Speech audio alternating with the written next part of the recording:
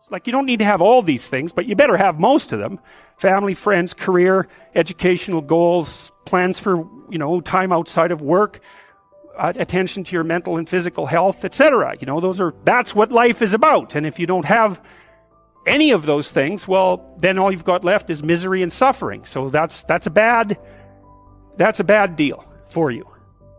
So once you set up that goal structure, let's say, and that's really in many ways that's what you should be doing at university. That's exactly what you should be doing, is trying to figure out who it is that you're trying to be, right? And you aim at that, and then you use everything you learn as a means of building that person that you want to be. And I really mean want to be. I don't mean should be, even those things are going to overlap.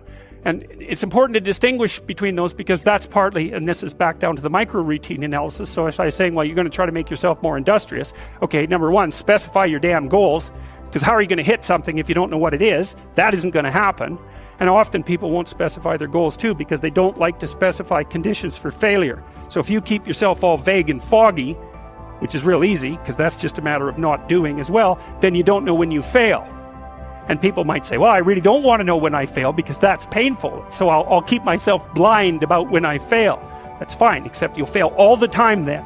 You just won't know it until you've failed so badly that you're done. And that can easily happen by the time you're 40.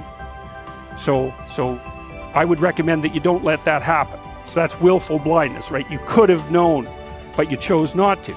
Okay, so once you get your goal structure set up, you think, okay, if I could have this life, looks like that might be worth living, despite the fact that it's going to be, anxiety provoking and threatening, and there's going to be some suffering and loss involved in all of that. Obviously, the goal is to have a vision for your life such that, all things considered, that justifies your effort. Okay, so then what do? Well, then you turn down to the micro routines. It's like, okay, well, this is what I'm aiming for. How does that instantiate itself day to day, week to week, month to month? And that's where something like a schedule can be unbelievably useful. Google Calendar. It's like, make a damn schedule and stick to it. Okay, so what's the rule with the schedule? It's not a bloody prison. That's the first thing that people do wrong. They say, well, I don't like to follow a schedule. Well, it's like, well, what kind of schedule are you setting up? Well, I have to do this, then I have to do this, then I have to do this, and then I just go play video games, because who wants to do all these things that I have to do? It's like, wrong. Set the damn schedule up so that you have the day you want. That's the trick. It's like, okay, I've got tomorrow. If I was going to set it up so it was the best possible day I could have, practically speaking, what would it look like? Well, then you schedule that. And obviously there's a bit of responsibility that's going to go along with that, because if you have any sense, one of the things that you're going to insist upon is that at the end of the day, you're not in worse shape than you were than at the beginning of the day, right? Because that's a stupid day. If you have a bunch of those in a row, you just dig yourself a hole and then you bury yourself in it. It's like, sorry, that's just not a good strategy. It's a bad strategy. So maybe 20% of your day has to be responsibility and obligation, or maybe it's more than that, depending on how far behind you are. But even that, you can ask yourself, okay, well, I've got these responsibilities. I have to schedule the damn things in. What's the right ratio of responsibility to reward? And you can ask yourself that, just like you'd negotiate with someone who is working for you. It's like, okay, you got to work tomorrow. Okay, so I want you to work tomorrow. And you might say, okay, well, what are you going to do for me that makes it likely that I'll work for you? Well, you could ask yourself that, So maybe you do an hour of responsibility and then you play a video game for 15 minutes. I don't know, whatever turns your crank, man. But, you have to negotiate with yourself and not tyrannize yourself. Like you're negotiating with someone that you care for, that you would like to be productive and have a good life. And that's how you make the schedule. It's like, and then you look at the day and you think, well, if I had that day, that'd be good. Great. And you're useless and horrible, so you'll probably only hit it with about 70% accuracy, but that beats the hell out of 0, right? And if you hit it even with 50% accuracy, another rule is, well, aim for 51% the next week, or 50.5% for God's sake, or because you're going to hit that position where things start to loop back positively and spiral you upward. And so that's one way that you can work on your conscientiousness, is plan a life you'd like to have. And you do that partly by referring to social norms. That's more or less rescuing your father from the belly of the whale. But the other way you do that is by having a little conversation with yourself about, as if you don't really know who you are, because you know what you're like. You won't do what you're told. You won't do what you tell yourself to do. You must have noticed that. It's like you're a bad employee and a worse boss, and both of those work, for you.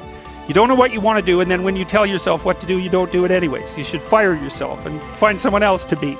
But my point is that you have to understand that you're not your own servant, so to speak. You're someone that you have to negotiate with, and you're someone that you want to present the opportunity of having a good life to. And that's hard for people because they don't like themselves very much. So, they're always like cracking the whip and then procrastinating, and cracking the whip and then procrastinating. And it's like, God, it's so boring and such a pathetic way of spending your time. And you know what that's like because you probably waste like 6 hours a day. And I think we did an economic calculation about that a while back, right? Your time's probably worth $50 an hour, something like that. I mean, you're not getting paid that now, but you're young.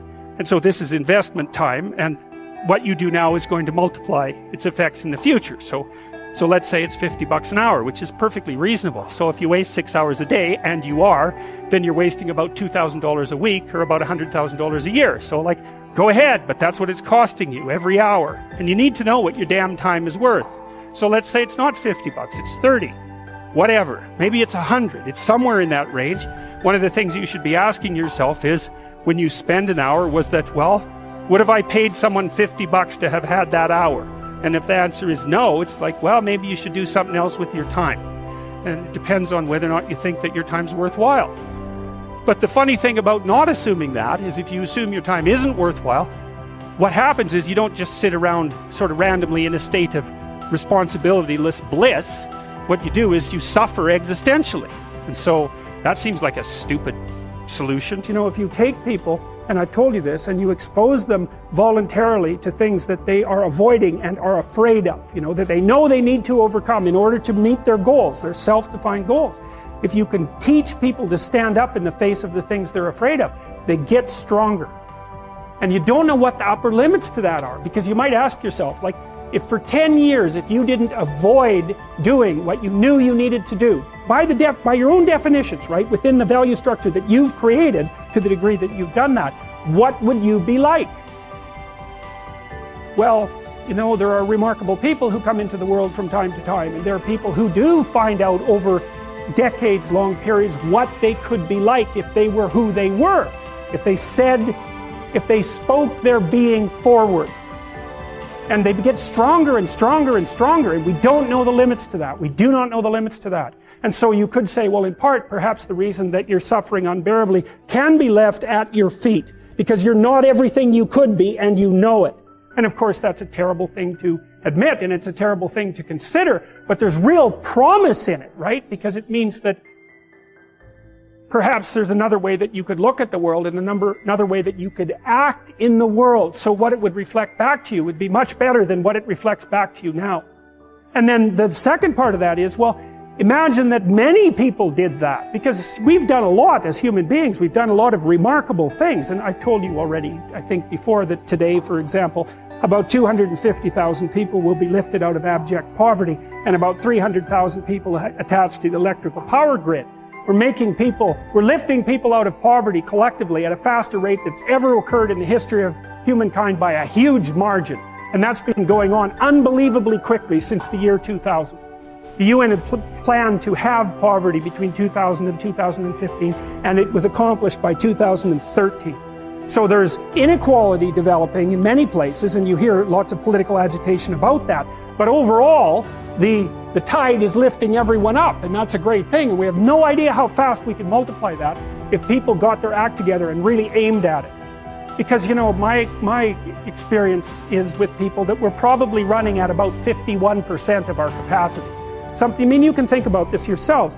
I often ask undergraduates how many hours a day you waste, or how many hours a week you waste. And the classic answer is something like 4 to 6 hours a day. Inefficient studying, watching things on YouTube that not only do you not want to watch, that you don't even care about, that make you feel horrible about watching after you're done. That's probably 4 hours right there. You think, that's 25 hours a week, it's 100 hours a month, that's 2.5 full work weeks, it's half a year of work weeks per year. And if your time is worth $20 an hour, which is a radical underestimate, it's probably more like 50 if you think about it in terms of deferred wages. If you're wasting 20 hours a week, you're wasting $50,000 a year. And you are doing that right now. And it's because you're young, wasting $50,000 a year is a way bigger catastrophe than it would be for me to waste it, because I'm not going to last nearly as long. And so if your life isn't everything it could be, you could ask yourself, well, what would happen if you just stopped wasting the opportunities that are in front of you? You'd be, who knows how much more efficient? 10 times more efficient, 20 times more efficient. That's the Pareto distribution. You have no idea how efficient people get. It's off the charts.